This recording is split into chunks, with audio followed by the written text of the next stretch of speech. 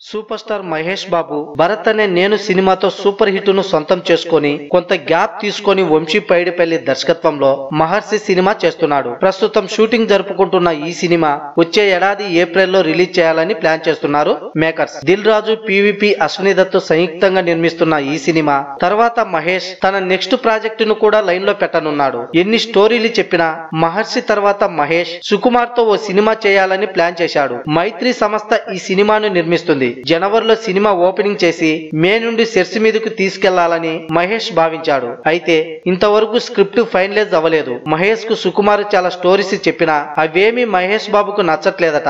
మరో కథను రెడీ చేసుకుని రమ్మని మహేష్ సుకుమార్ కి చెప్పాడట. దీనికి గాను సుకుమార్ మరో కథ రెడీ చేయడానికి నాకు కొంత సమయం కావాలని మహేష్ ను కోరాడట. దాంతో ఈ గ్యాప్ లో మహేష్ బాబు మరో సినిమా చేయాలనే నిర్ణయం తీసుకున్నాడట.